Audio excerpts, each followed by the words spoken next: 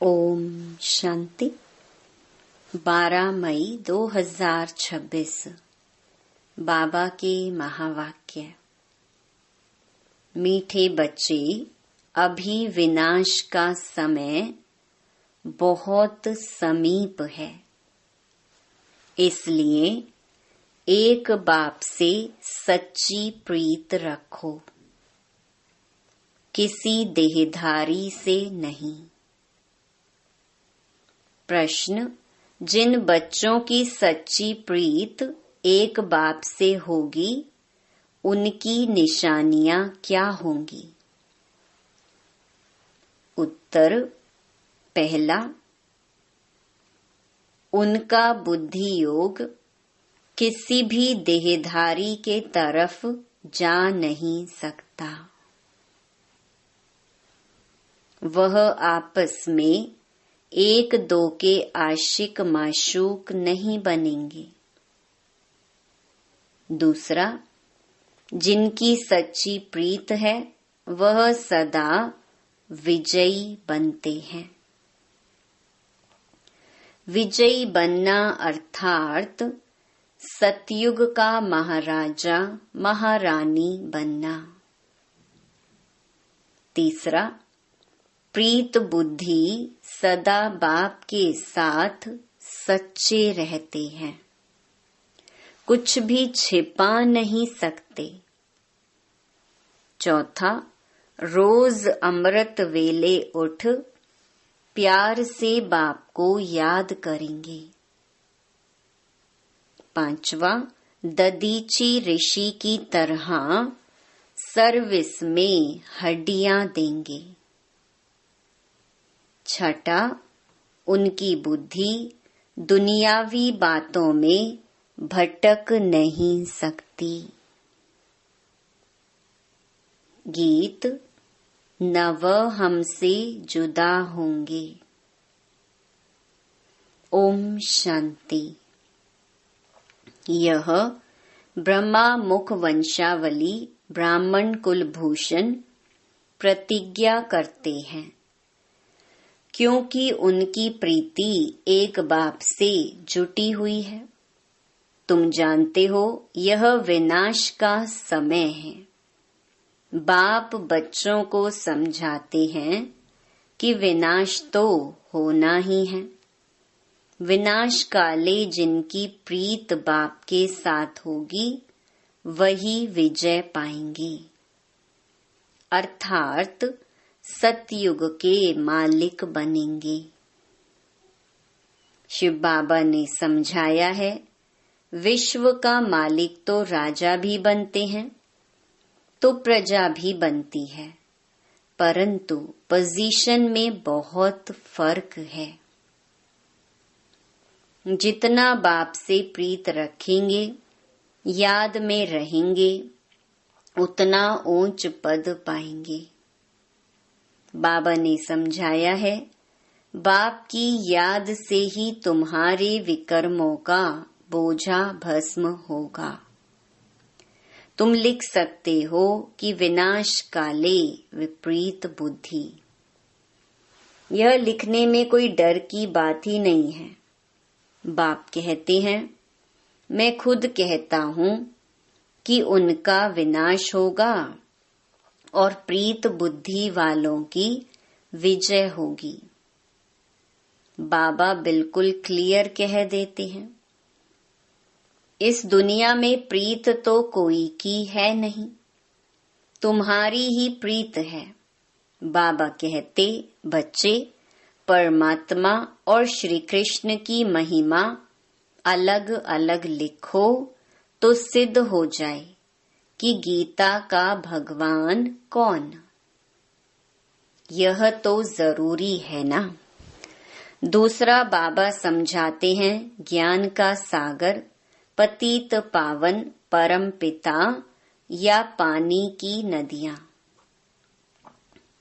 ज्ञान गंगा व पानी की गंगा, यह तो बहुत सहज है।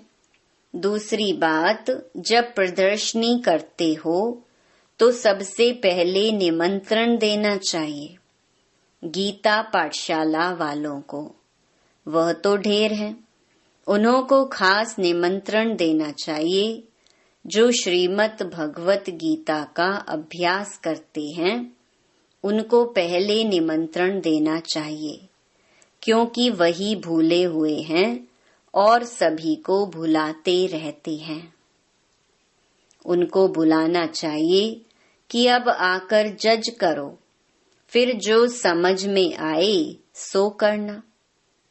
तो मनुष्य भी समझे यह गीता वालों को बुलाते हैं। शायद इन्हों का गीता पर ही प्रचार है। गीता से ही स्वर्ग की स्थापना हुई है। गीता की बहुत महिमा है, परंतु भक्ति मार्ग की गीता नहीं। बाप कहते हैं, मैं तुम्हें सत्य ही सत्य बताता हूँ। मनुष्य जो अर्थ करते हैं वह बिल्कुल रॉन्ग है। कोई भी सत्य नहीं कहते, मैं ही सत्य बताता हूँ। परमात्मा को सर्वव्यापी कहना भी सत्य नहीं है। यह सब विनाश को प्राप्त होंगे और कल्प कल्प होते भी हैं। तुमको पहली पहली मुख्य बात यह समझानी है। बाप कहते हैं, यूरोप वासी यादवों की है विनाश काले विपरीत बुद्धि। विनाश के लिए अच्छी रीति तैयारियां कर रहे हैं, परंतु पत्थर बुद्धि समझ नहीं सकते हैं। तुम भी पत्थर बुद्धि थे, अब पारस बुद्धि बनना है। पारस बुद्धि थे, फिर पत्थर बुद्धि कैसे बने हैं, यह भी वंडर है। बाप को कहा ही जाता है नॉलेजफुल, मर्सीफुल। बाकी जो अपना ही कल्याण करने नहीं जानते, वह दूसरों का कल्याण कैसे करेंगे। जो नॉलेज ही धारण नहीं करते तो पद भी ऐसा पाते हैं। जो सर्विस एबल हैं वही ऊंच पद पाएंगे। उनको ही बाप प्यार भी करते हैं। नंबर वार पुरुषार्थ अनुसार होते ही हैं। कई तो यह भी समझते नहीं कि हमारी बाप से प्रीत नहीं है तो पद भी नहीं मिलेगा। चाहे सगे बने व सौतेले बने, विनाश काले प्रीत बुद्धि नहीं होगी। बाप को फॉलो नहीं करेंगे तो जाकर कम पद पाएंगे। दैवी गुण भी चाहिए, कभी झूठ नहीं बोलना चाहिए। बाप कहते हैं, मैं सत्य कहता हूँ। जो मेरे से प्रीत नहीं करते तो पद भी नहीं मिलेगा। कोशिश कर 21 जन्म का पूरा वर्षा लेना है तो प्रदर्शनी मेले पर पहले पहले गीता पाठशाला वालों को निमंत्रण देना है, क्योंकि वो भक्त ठहरे ना। गीता पाठी जरूर श्री कृष्ण को याद करते होंगे, परंतु समझते कुछ नहीं है। श्री कृष्ण ने मुरली बजाई, राधे फिर कहाँ गई? सरस्वती को बैंजो दे दिया है, मुरली फिर श्री कृष्ण को दे दी है। मनुष्य कहते हैं, हमको अल्लाह ने पैदा किया, परंतु अल्लाह को जानते नहीं। भारत की ही बात है, भारत में ही देवताओं का राज्य था। उन्हों के चित्र मंदिरों में पूजे जाते हैं। बाकी किंग्स आदि के स्टैचू तो बाहर लगा देते हैं, जिस पर पंछी आदि किचड़ा डालते रहते हैं। लक्ष्मी नारायण, राधे कृष्ण आदि को कितना फर्स्ट क्लास जगह पर बिठाते हैं। उन्हों को महाराजा महारानी कहते हैं, किंग अंग्रेजी अक्षर है। कितना लाखों रुपया खर्च कर मंदिर बनाते हैं, क्योंकि वह महाराजा पवित्र थे। यथा राजा रानी तथा प्रजा सब पूज्य हैं। तुम ही पूज्य फिर पुजारी बनते हो, तो पहली बात है बाप को याद करो। बाप को याद करने का अभ्यास करने से धारणा होगी। एक के साथ प्रीत नहीं है तो फिर और के साथ लग जाती है। ऐसी ऐसी बच्चियां हैं जो एक दो को इतना प्यार करती हैं जो शिव बाबा को भी इतना नहीं करती। शिव बाबा कहते हैं, तुमको बुद्धि योग मेरे साथ लगाना है या एक दो में आशिक माशूक बन जाना है। फिर मेरे को बिल्कुल ही भूल जाते हैं। तुमको तो बुद्धि योग मेरे साथ जोड़ना है, इसमें मेहनत लगती है। बुद्धि टूटती ही नहीं है। शिव बाबा के बदले दिन रात एक दो को ही याद करते रहते हैं। बाबा नाम सुनाएं तो ट्रेटर बन जाते हैं। फिर गाली देने में भी देरी नहीं करते। इस बाबा को गाली दी तो शिव बाबा भी झट सुन लेगा। ब्रह्मा से नहीं पढ़े तो शिव बाबा से पढ़ ना सके। ब्रह्मा बिगड़ तो शिव बाबा भी सुन ना सके। इसीलिए कहते हैं साकार से जाकर पूछो। कई अच्छे अच्छे बच्चे हैं जो साकार को मानते ही नहीं। समझते हैं यह तो पुरुषार्थी है। पुरुषार्थी तो सब हैं, परंतु तुमको फॉलो तो माँ बाप को ही करना है।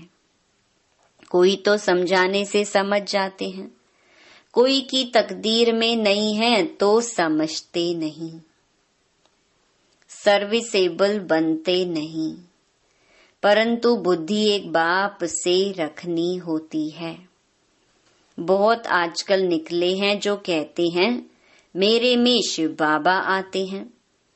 इसमें बड़ी संभाल चाहिए। माया की बहुत प्रवेशता होती है। जिनमें आगे श्री नारायण आदि आते थे वह भी आज है नहीं। सिर्फ प्रवेशता से कुछ होता नहीं है। बाप कहते हैं माँ मेकम याद करो।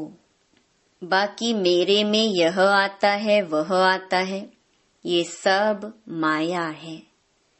मेरी याद ही नहीं होगी तो प्राप्ति क्या होगी। जब तक बाप से सीधा योग नहीं रखेंगे तो पद कैसे पाएंगे, धारणा कैसे होगी। बाप कहते हैं तुम माँ मेकम याद करो। ब्रह्मा द्वारा ही मैं समझाता हूँ। ब्रह्मा द्वारा ही स्थापना हुई है। त्रिमूर्ति भी जरूर चाहिए। कोई तो ब्रह्मा का चित्र देख बिगड़ते हैं, कई फिर श्री कृष्ण के 84 जन्म देख बिगड़ते हैं, चित्र फाड़ भी डालते हैं। अरे यह तो बाप ने चित्र बनवाए हैं। तो बाप बच्चों को समझाते हैं भूलो मत, सिर्फ बाप को याद करते रहो। बांधेलियों को भी रणियां नहीं मारनी है। घर में बैठे बाप को याद करती रहो। बांधेलियों को तो और ही ऊंच पद मिल सकता है।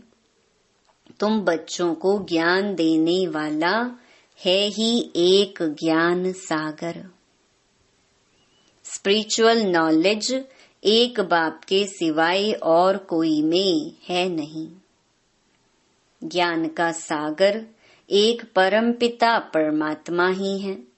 उसको ही लिबरेटर कहा जाता है। इसमें डरने की क्या बात है। बाप बच्चों को समझाते हैं बच्चों को फिर औरों को समझाना है। बाप कहते हैं मुझे याद करो तो सद्गति को पाएंगे। सतयुग में है राम राज्य, कलयुग में नहीं है। सतयुग में तो एक ही राज्य है। यह सब बातें तुम्हारे में भी नंबरवार हैं, जिनकी बुद्धि में धारण होती है, जिनको धारणा नहीं होती है, विनाश काले विपरीत बुद्धि कहेंगे, पद पा नहीं सकेंगे। विनाश तो सबका होना है, यह अक्षर कम है क्या? शिव बाबा कहते हैं विनाश काले प्रीत बुद्धि बनो। यह तुम्हारा अंतिम जन्म है। इसमें अगर तुम प्रीत नहीं रखते हो तो पद भी नहीं मिलेगा। सच्चे दिल पर साहिब राजी होता है। ददीची ऋषि मिसल सेवा में हड्डियां देनी है। कभी कोई पर ग्रहचारी बैठती है तो नशा ही उड़ जाता है। फिर अनेक प्रकार के तूफान आते रहते हैं। मुख से कहते इससे तो लौकिक के पास चले जाएं। यहाँ तो कोई मजा नहीं है। वहाँ तो नाटक बाइस्कोप आदि खूब है। जो इन बातों पर हिरे हुए हैं वह यहाँ ठहर ना सकें। बड़ा मुश्किल है। हाँ, पुरुषार्थ से ऊंच पद भी पा सकते हैं। खुशी में रहना चाहिए। बाबा खुद कहते हैं सुबह को उठकर नहीं बैठता हूँ तो मजा ही नहीं आता है। लेटे रहने से कभी कभी झुटका आ जाएगा। उठकर बैठने से अच्छी पॉइंट्स निकलती हैं, बड़ा मजा आता है। अभी बाकी थोड़े दिन हैं। हम विश्व की बादशाही ले रहे हैं बाप से। यह बैठ याद करें तो भी खुशी का पारा चढ़े।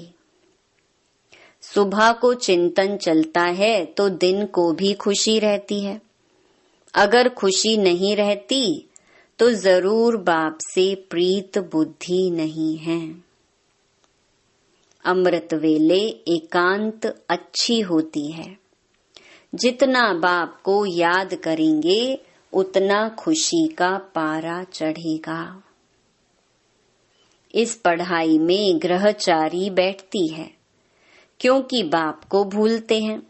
बाप से वर्षा लेना है तो मनसा वाचा कर्मणा सर्विस करनी है। इस सर्विस में ही यह अंतिम जन्म व्यतीत करना है।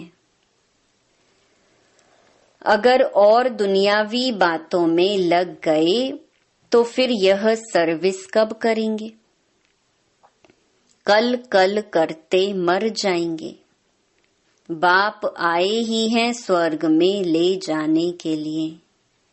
यहाँ तो लड़ाई में कितने मरते हैं, कितनों को दुख होता होगा।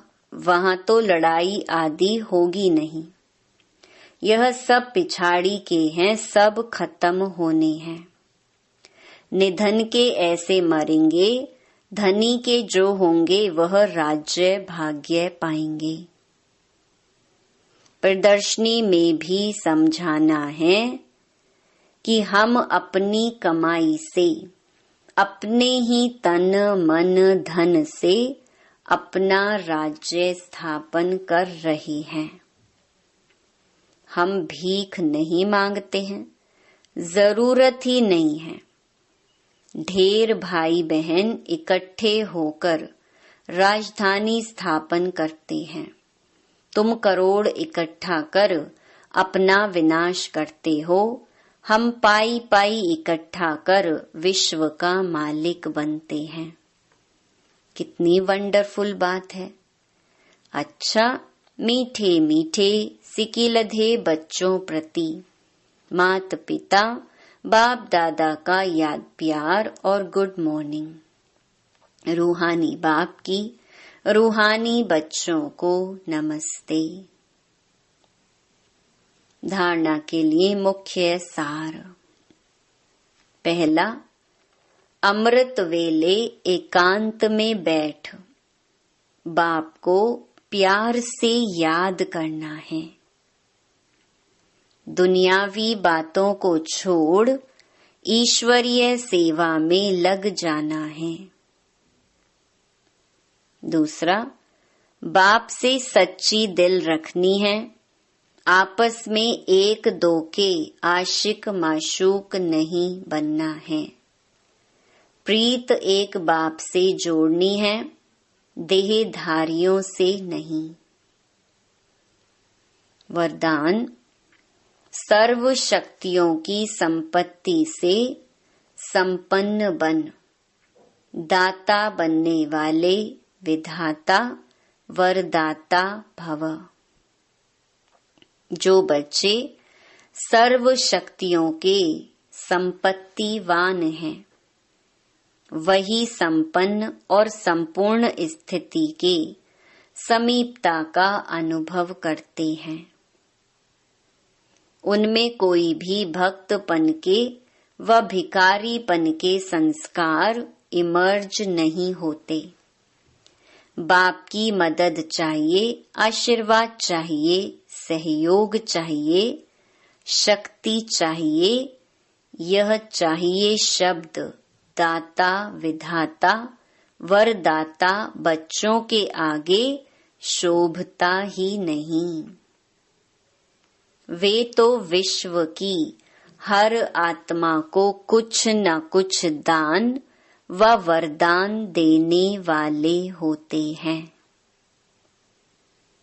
स्लोगन, हर आत्मा को कोई न कोई प्राप्ति कराने वाले वचन ही सत वचन है। यह व्यक्त इशारे,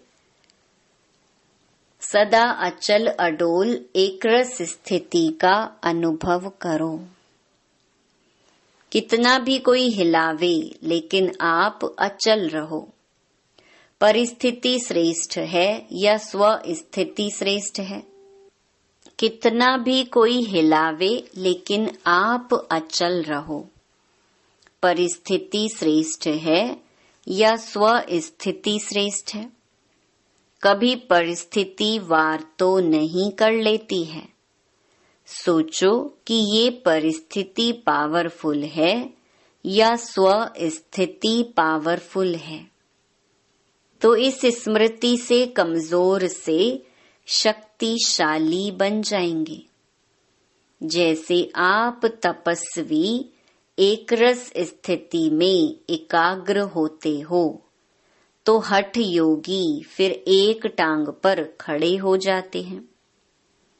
तो कहाँ एकरस स्थिति और कहाँ एक टांग पर स्थित रहना, फर्क हो गया ना। अच्छा, ओम शांति।